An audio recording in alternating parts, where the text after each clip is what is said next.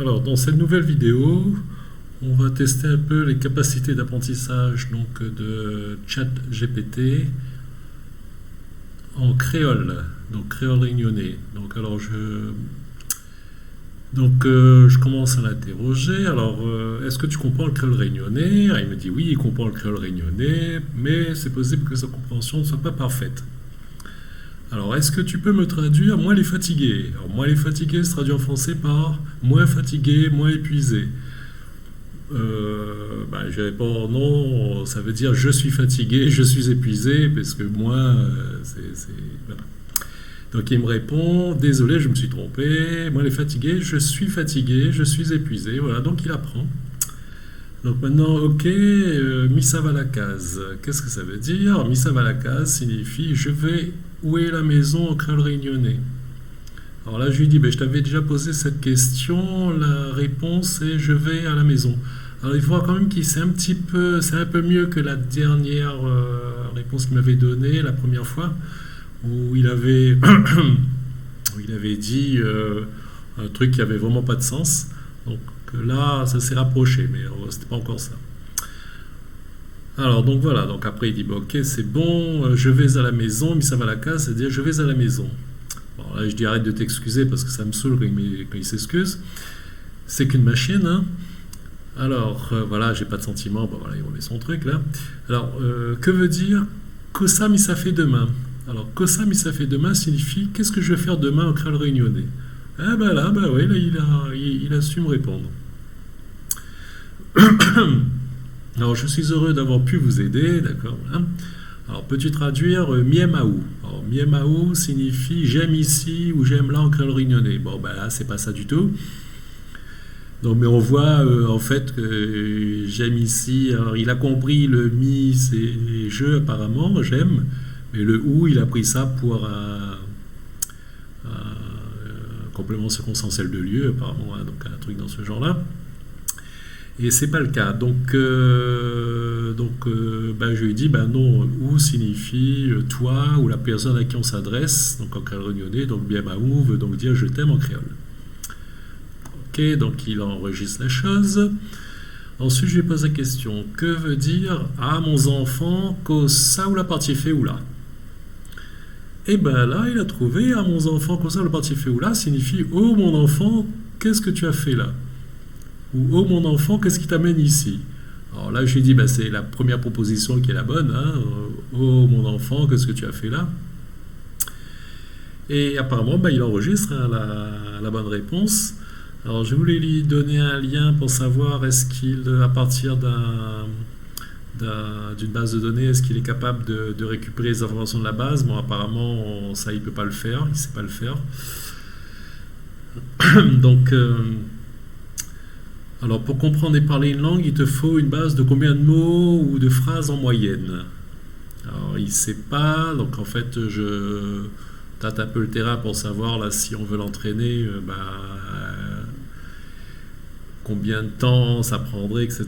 Donc, a priori, il ne sait pas. Il dit ça dépend apparemment de la qualité en fait, de ce qu'on va lui fournir. Alors, est-ce qu'on peut apprendre des choses nouvelles comme une nouvelle langue ou un nouveau langage? Ou bien est-ce que tu n'es plus en phase d'apprentissage? Donc il me répond qu'en tant que modèle de traitement automatique de langage, je peux apprendre de nouvelles informations, je peux être entraîné pour comprendre et utiliser de nouvelles langues et dialectes. Cependant, cela dépend de la méthode d'entraînement utilisée, de la quantité de données disponibles pour ces langues. Mon entraînement initial est basé sur un grand corpus de textes et d'informations provenant d'Internet. Je peux donc comprendre et générer des phrases en plusieurs langues, mais ma compréhension et ma génération pour certaines langues peuvent être limitées en raison de la quantité de données disponibles pour ces langues.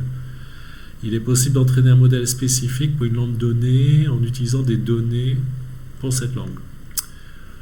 Alors je lui demande, est-ce que par exemple, si je t'entraîne tous les jours à parler le créole réunionnais, tu pourrais à terme bien le parler, ou est-ce que je perdrais mon temps? Donc là, il me dit en tant que modèle de traitement du langage, je peux apprendre de nouvelles informations, je peux être entraîné, hein, il remet son truc là. Donc, pour résumer, il faut avoir une bonne base, une grande quantité de données, etc., pour pouvoir l'entraîner. Alors il est également important de noter qu'il y a des différences importantes entre les différents parlers créoles réunionnais, que ça peut affecter l'apprentissage. Il est donc important de vous assurer d'avoir des données de qualité, voilà, pour le parler spécifique. Oui, parce que moi je veux lui apprendre le créole waro en fait, hein, donc c'est encore donc les puristes, bah, il faut passer votre chemin, hein. Voilà. Alors le mieux pour que tu apprennes, c'est de faire des phrases courtes avec une traduction ou de longs textes avec une traduction ou un mélange des deux. Alors, il est généralement préférable d'utiliser des phrases courtes et simples avec des traductions pour entraîner le modèle de traitement automatique. Donc ça permet de cibler les structures de phrases et les règles grammaticales. Donc de base, et les associer à des traductions en une langue que le modèle comprend déjà. Cependant, il est également aussi important d'inclure des textes plus longs pour permettre d'apprendre. Voilà. Ok, ben ma va essayer causer un peu créole. Comme ça, on va apprendre, vous êtes d'accord?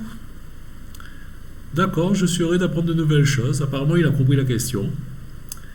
Bon, c'est pas trop compliqué a priori, mais il a compris. Si vous voulez vous entraîner avec moi en utilisant du créole réunionnais, je ferai de mon mieux pour comprendre et répondre à vos phrases. Cependant, il est important de noter que mon niveau de compréhension, donc il met toujours ses... Donc il explique toujours qu'il peut se planter, voilà, qu'il faut lui donner de bonnes phrases, hein. Ok, tu sembles avoir compris ma question, mais peux-tu traduire ce que j'ai dit pour vérifier? Donc j'ai dit de bien me retraduire, va essayer cause et coup un peu créole, comme ça on va apprendre. Vous êtes d'accord? Il me dit, la phrase c'est bon, je vais essayer de parler un peu créole avec toi, comme ça tu vas apprendre, c'est d'accord. Donc c'est c'est parfait, la traduction elle est parfaite. Et donc là, je réponds, moi, elle est fatiguée, mais ça va dodo. Tu as compris ce que je viens de dire? Oui, j'ai compris ce que vous venez de dire. Vous avez dit, bon, je suis un peu fatigué, je vais dormir. Je suis heureux d'avoir pu comprendre ce que vous avez dit. Je vous souhaite un bon sommeil. Voilà. Ah ben, c'était sympa. Je trouve que c'est quand même pas mal. On va essayer de creuser un petit peu la chose la prochaine fois. Et on voit en fait que c'est un moteur. Après, c'est une bête de course en matière d'apprentissage des langues parce que c'est son fondement même en fait, hein. Il a été entraîné pour ça.